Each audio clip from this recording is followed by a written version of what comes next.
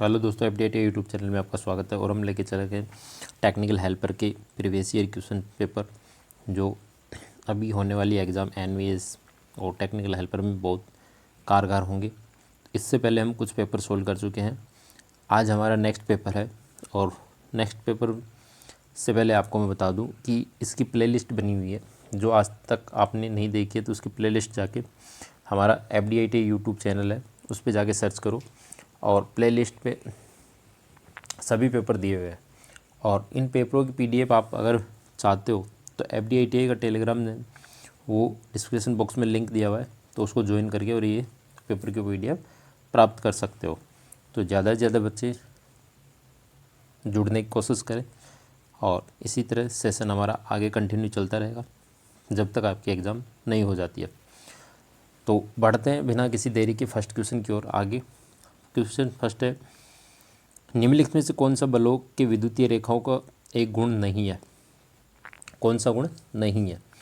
देखो, ये कह रहा है पहले यह धनावेश से आरंभ होती है, यह ऋणावेश से समाप्त होती है। अब देखो मैं आपको बताऊं कि ये आपके दो आवेश हैं।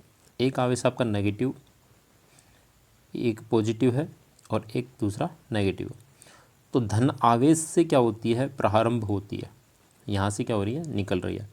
ऋण आवेश में क्या होती है? समा जाती है। तो इस तरह होती है, ठीक है। इसी प्रकार इधर चलेगी तो इधर से जो आने वाली है वो इसमें ऋण आवेश में समा जाएगी।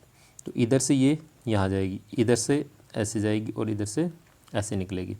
तो जैसे इधर से निकलने वाली ये हो जाएगी और इधर से निकलने वाली ये हो जाएगी। तो मतलब पॉजिटिव से निकल रही है और नेगेटिव में क्या हो रही है? समा रही है। तो दावे से आरंभ होती है और ऋणात्मक से समाप्त हो जाती है। दूसरा, बलों की रेखाएं समांतर होती है। जो बल रेखाएं होती है वो क्या होती है? समान होती है। दूसरा है, बलों की रेखाएं एक दूसरे को प्रतिच्छेद करते हैं, कभी भी नहीं करती है। कोई भी रेखा एक दूसरे को प्रतिच्छेद कभी नहीं करती है। इसकी प्रवृत्ति लंबाई में सिकुड़न की होती है। तो इसका जो राइट आंसर हो जाएगा हमारा वो क्या हो जाएगा? D is right answer. Next question की ओर आगे बढ़ते हैं। क्वेश्चन नंबर हमारा 2 नंबर देखो क्या कह रहा है। कम दूरी पर रखे गए दो बराबर और विपरीत बिंदु आवेश को क्या कहते हैं? ठीक है, जैसे ये कोई पॉइंट है और इसमें क्या होता है कि जैसे कोई बिंदु है Q × 2a, तो ये जो इसका फॉर्मूला होता है तो ये किसके लिए कहा जाता है? ये विद्युत द्विध्रुव के लिए कहा जाता है। किसके लिए कहा जाता है? विद्युत द्विध्रुव के। तो इसका राइट आंसर क्या हो जाएगा? C is right answer. Next question हमारा कि ओमिक चालक का प्रतिरोध किस पर निर्भर करता है? आपका फॉर्मूला है R बराबर ρl/a, ठीक है। क्या है? रो बराबर एल। तो लंबाई जो होती है वो प्रतिरोध की होती है, तो R अनुक्रमानुपाती L। अनुप्रस्थ काट जो होता है R अनुक्रमानुपाती 1/a, ठीक है। और तापमान पे करता ही निर्भर, पदार्थ की प्रकृति पे करता है, इन सभी। तो इसका राइट आंसर क्या हो जाएगा? Is right answer. Next question की ओर आगे बढ़ते हैं। क्वेश्चन नंबर हमारा देखो 4 नंबर क्वेश्चन है कि वर्गाकार तरंग का रूपक गुणक, ठीक है। रूपक गुणक हम कहते हैं कि फॉर्म फैक्टर, ठीक है। तो फॉर्म फैक्टर का मान कितना होगा? तो जो वर्गाकार तरंग में होगा, चाहे फॉर्म फैक्टर हो चाहे पिक फैक्टर हो, वर्गाकार तरंग में हमेशा मान क्या होता है? 1 होता है। अब बात करूं मैं, यदि वही फॉर्म फैक्टर हो और फॉर्म फैक्टर में क्या हो? हाफ वेव रेक्टिफायर की बात नहीं है, हाफ वेव के लिए फॉर्म फैक्टर का जो मान होता है वो होता है 1.57 होता है। इसी प्रकार मैं दूसरी बात करूं कि हमारा जो है 2, तो 2 जो होता है वो होता है पिक फैक्टर के लिए, ठीक है। किसके लिए? Peak factor. और पिक फैक्टर में भी किसका होता है? अर्ध तरंगकारी का। और ये जो होता है आपका फॉर्म फैक्टर का मान होता है, ठीक है। तो इसका राइट आंसर क्या हो जाएगा? B is right answer. Next question है, अर्ध तरंग दृष्टिकारी ज्या तरंग का शीर्ष गुणांक क्या होगा? अर्ध तरंग दृष्टिकारी के लिए शीर्ष गुणांक शिखर पिक फैक्टर, तो पिक फैक्टर का मान हमें कितना होता है? अर्ध तरंग के लिए 2 होता है। तो D is right answer. Next question की ओर आगे बढ़ते हैं। क्वेश्चन नंबर देखो 6 नंबर क्या कह रहा है कि निम्नलिखित में कौन सा पार्श्व का एक गुण होता है? पार्श्व का मतलब होता है यहाँ पे समांतर परिपथ, ठीक है। तो ये समांतर परिपथ की बात कर रहा है। तो प्रत्येक ब्रांच में वोल्टेज भिन्न होती है। तो ये कंडीशन किस में लागू होती है? श्रेणी क्रम में लागू होती है। प्रत्येक ब्रांच में धारा समान होती है, ये कंडीशन भी किस में होती है? श्रेणी क्रम में होती है। धारा प्रतिबाधा पर निर्भर नहीं करती है, धारा प्रतिबाधा पर निर्भर नहीं करती है। कुल धारा ब्रांच धाराओं के योग सदिश योग के बराबर होती है। ये पूछ रहा है कि एक गुण कौन सा है, तो ये क्या कह रही है कि प्रतिबंध नहीं करती है। ठीक है, कुल धारा विद्युत धारा योग सदिश योग के बराबर होता है। प्रत्येक ब्रांच वोल्टेज और धारा के मध्य कोण समान होता है, ये गलत। तो ये सब फॉलो किसमें होते हैं, ये पार्श्व के लिए पूछ रहा है। तो पार्श्व में क्या होता है, कुल धारा ब्रांच योग के सदिश योग के बराबर होते हैं। तो इसका राइट आंसर क्या हो जाएगा, D is right answer. Next question की ओर आगे बढ़ते हैं। क्वेश्चन नंबर हमारा देखते हैं 7। किस पदार्थ की निम्न में किस पदार्थ की विद्युत प्रतिरोध का मान न्यूनतम होगा। प्रतिरोध का मान न्यूनतम होगा, जैसे मैं आपको बता दूं R बराबर V/I होती है। ठीक है, तो प्रतिरोध का मान क्या होना चाहिए, कम, करंट का मान अधिक बहेगा। तो इनमें से सबसे ज़्यादा करंट का मान किस पदार्थ में बहेगा, तो सबसे कम रेजिस्टेंस जो होता है वो होता है तांबे का, चांदी का। चांदी के बाद होता है आपका तांबे का, तांबे के बाद एल्यूमिनियम का, बाकी इनका रेजिस्टेंस ऊपर होता है। तो सबसे कम जो रेजिस्टेंस होता है वो किसका होता है, चांदी का। तो इसका राइट आंसर क्या हो जाएगा, B is right answer. Next 5 kilo ohm 0.5 watt प्रतिरोध की वोल्टेज रेटिंग क्या होगी। तो मुझे एक बात बताओ, P बराबर क्या होता है, V²/R होता है। ठीक है, हमें वोल्टेज काटना, तो मैं इधर V² को रख देता हूँ, तो P × R रख देता हूँ बराबर। तो P का मान कितना दिया हुआ है, 0.5 × 5 किलो × 1000। मैं इस पॉइंट को हटाता हूँ, यहाँ 0 लगा दूँगा, एक 0 से ये 0 गई। ठीक है, जब ये 0 से गई तो 25 और 2 0 ये बच गई। तो मैं इसका अंडर रूट निकालूँ, इधर से स्क्वायर हटाऊँगा। ठीक है, तो इसका 50 वोल्ट राइट आंसर। कहाँ है इसके 50 volt, D is right answer. ठीक है, क्या हो जाएगा, D is right answer. Next question की ओर आगे बढ़ते हैं। क्वेश्चन नंबर 9 देखो क्या कह रहा है। क्वेश्चन नंबर 9 ये कह रहा है कि 10 घंटों के लिए 15 एम्पीयर आवेशित बैटरी की आपूर्ति की गई विद्युत मात्रा क्या है। देखो, विद्युत मात्रा होती है, जो होता है फॉर्मूला होता है समता बराबर धारा इनटू समय। ठीक है, ये होता है। तो धारा कितनी दी हुई है, 15 एम्पीयर, मैंने 15 एम्पीयर रख दिया, इनटू समय दिया हुआ। तो 1 HR बराबर, मतलब 1 ओवर बराबर कितनी होती है, 3600 सेकेंड होती है। ठीक है, ये कितने घंटे दिया है, 10 घंटे। तो इंटू 10 और हो जाएगा। ठीक है, कितना हो जाएगा, 10। तो यहाँ 10 रखता हूँ, तो ये कितना हो जाएगा, 36,000। तो मैं यहाँ डायरेक्ट रख देता हूँ 36,000। जब 36,000 को गुणा करोगे आप, तो 1 0 2 0 3 0, 15 6 90 हासिल 0 8 9, 15 3 45 45 और 9 54। ठीक है, तो 54 ये हो जाएगा, यहाँ जो हो जाएगा ये हो जाएगा। ठीक है, तो इसका जो राइट आंसर हो जाएगा, वो जाएगा क्या हो जाएगा, 5,40,000 कूलम राइट आंसर हो जाएगा। ठीक है, नेक्स्ट क्वेश्चन की ओर आगे बढ़ते हैं। श्रेणी क्रम संयोजन में 37 आगे बढ़ते हैं, क्वेश्चन को आगे करते थे, 1 मिनट। श्रेणी क्रम संयोजन में 37 ओम 21 ओम और 52 ओम प्रतिरोधों के तुल्यांकित प्रतिरोध क्या होगा। देखो, श्रेणी क्रम का जो फॉर्मूला होता है वो होता है RT बराबर R1 + R2 + R3। अब तीनों को रख दो इसके अंदर, तो मैं यहाँ डायरेक्ट जोड़ता हूँ 37 21 और 52। ठीक है, 52, तो 7 और 2 9 और 1 10 की 0 हासिल भाई 1 5 5 और 5 10 और 1 11 110 ओम हो जाएगा। तो 110 ओम कितने, सी इज राइट आंसर। ठीक है, नेक्स्ट क्वेश्चन देखो, अर्धचालकों में कितने संयोजी इलेक्ट्रॉन होते हैं। जो अर्धचालक होते हैं, एक तो होता है सिलिकॉन और एक होता है जर्मेनियम। तो इनके जो शेष इलेक्ट्रॉन होते हैं, जो संयोजी इलेक्ट्रॉन होते हैं, अंतिम कक्षा में जो इलेक्ट्रॉन बचते हैं वो दोनों में कितने बचते हैं, 4। तो D is right answer. Next question की ओर आगे बढ़ते हैं। क्वेश्चन नंबर 12, पार्श्व संयोजित 2 ओम 4 ओम और 8 ओम प्रतिरोध का तुल्यांकित प्रतिरोध क्या होगा। समांतर क्रम में जुड़े हैं, तो समांतर क्रम फॉर्मूला क्या होता है, 1/RT बराबर 1/R1 + 1/R2 + 1/R3। तो अब मैं इसको रख देता हूँ, तो 1/2 + 1/4 + 1/8। ठीक है, अब सबसे पहले तो बात यह है कि आप ये देखो कि 2 ओम से कम मान कौन कौन से, 4 भी ज़्यादा है और 2.1 भी ज़्यादा है, सच बच रहा है 3। तो मैं एलसीएम लिया इसमें 8, 2 चौके 8 + 4 दूनी 8 + 1, तो 4 2 6 1 कितना हो गया, 7/8। अब मुझे RT निकालना है, तो RT में निकालूंगा तो संख्या क्या कर देता हूँ, उल्टी कर देता हूँ, क्योंकि वज्र गुणा होगा। तो 7 एकम 7। अब 1 है, तो अभी हमें पॉइंट है, कि पॉइंट लगेगा एक के बाद, क्योंकि एक बच रहा है तो एक में जाएगा नहीं, पॉइंट 10 हो गए, फिर 7 एकम 7, तो इसलिए राइट आंसर क्या हो जाएगा, सी इज राइट आंसर। ठीक है, नेक्स्ट क्वेश्चन की ओर आगे बढ़ते हैं। थोड़ा छोटा कर देता हूँ क्वेश्चन को मैं। क्वेश्चन देखो, ये श्रेणीक्रम संयोजित 3 संधारित्र की कुल धारिता ज्ञात कीजिए यदि दिया गया उनकी व्यक्तिगत धारिता 20 माइक्रोफेरड, 100 माइक्रोफेरड और 50 माइक्रोफेरड है। तो देखो मैं आपको बता देता हूँ कि जो श्रेणी क्रम संयोजित होता है उसमें फॉर्मूला लगता है 1/C1 बराबर, एक मिनट, CT कर दो इसको, और 1/C1 plus 1/C2 plus 1/C3।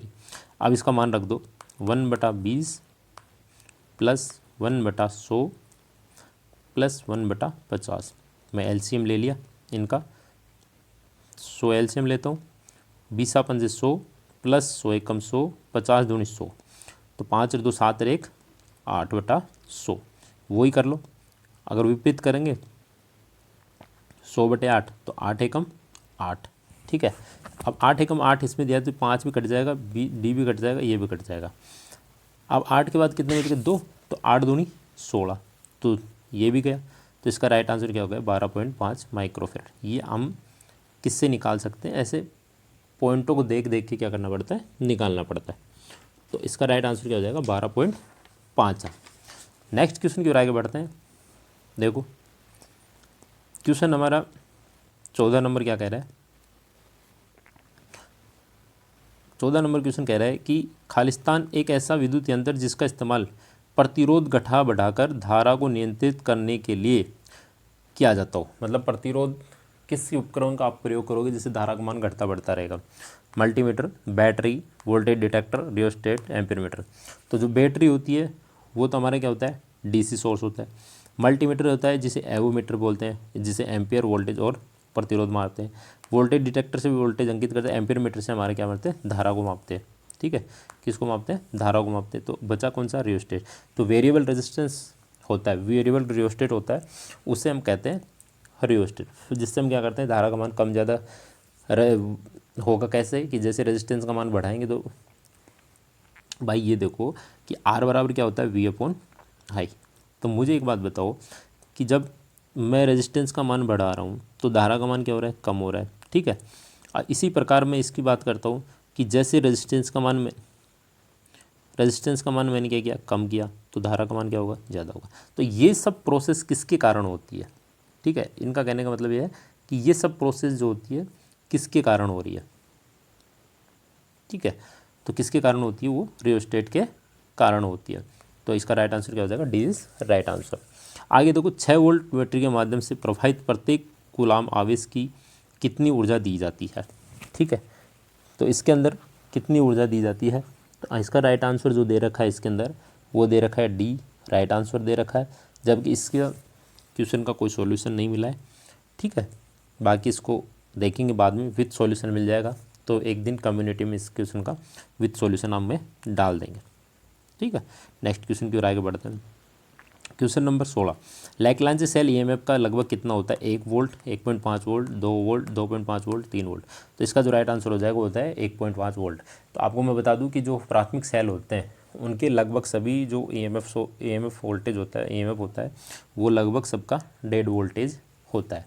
ठीक है, नेक्स्ट क्वेश्चन है, निम्नलिखित में से कौन सा पदार्थ प्रति चुंबकीय पदार्थ होता है, सोना, एल्यूमिनियम, लोहा, प्लेटिनम, निकल। तो जो सोना होता है वो प्रति चुंबकीय पदार्थ होता है। प्लेटिनम और जो एल्यूमिनियम है, ठीक है, ये दोनों जो होते हैं वो होते हैं अनु चुंबकीय पदार्थ, और निकल और कोबाल्ट जो होते हैं वो होते हैं लोहा चुंबकीय पदार्थ। ठीक है, क्या हो जाएंगे, लोहा चुंबकीय पदार्थ। तो इसका जो राइट आंसर हो जाएगा वो हो जाएगा A is right answer. Next question की ओर आगे बढ़ते हैं। क्वेश्चन देखो, लेड एसिड बैटरी में किस इलेक्ट्रोलाइट का इस्तेमाल किया जाता है, nitric acid, sodium acid, sodium hydroxide, potassium hydroxide, dilute sulphuric acid, मतलब H2SO4 या फिर KOH। तो इसका जो राइट आंसर हो जाएगा वो हो जाएगा डी इज राइट आंसर। शुद्ध प्रतिरोधी भार वोल्टेज और धारा के मध्य कोण कितना होता है, शुद्ध प्रतिरोधी भार के लिए जो होता है वो होता है 0, A is right answer. Next question की ओर आगे बढ़ते हैं।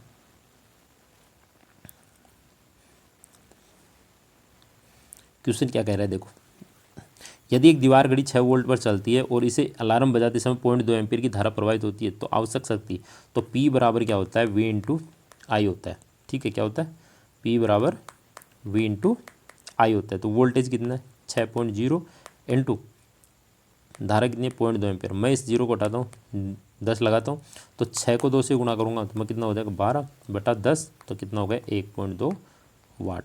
तो इसका क्या हो जाएगा, B is right answer. Next question की ओर आगे बढ़ते हैं। क्वेश्चन नंबर 21 देखो, 50 हर्ट्ज की आपूर्ति आवृत्ति में 0.5 प्रेरण वाली एक परनलिका कोयल का प्रेरक प्रतीकात को किसे करते हैं, एक्सएल से डिनोट करते हैं। तो एक्सएल बराबर 2πfl होता है। तो 2 इंटू 3.14 इंटू फ्रिक्वेंसी कितनी दी है, 50 हर्ट्ज, 50 इंटू 0.5।